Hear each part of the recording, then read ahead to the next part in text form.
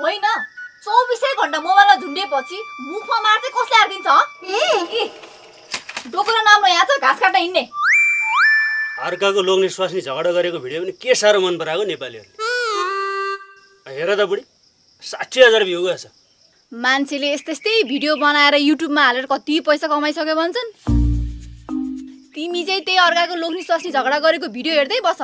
यस्तै हिसाबले त हाम्रो झगडाले त करोडौँ कमाउनु रहेछ त बुढी के राखिदिने हो त युट्युबमा हामी पनि हानहान गरे जस्तो गरेर भिडियो बनाउनु त खिच्ने मान्छे पो कोही छैन फेरि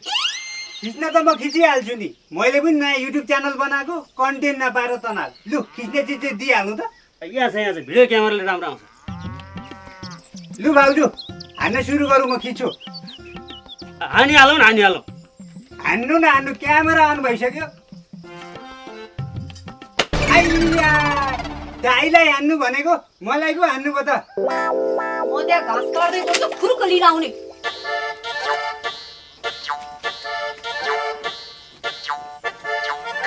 तेरो पनि युट्युब च्यानल छ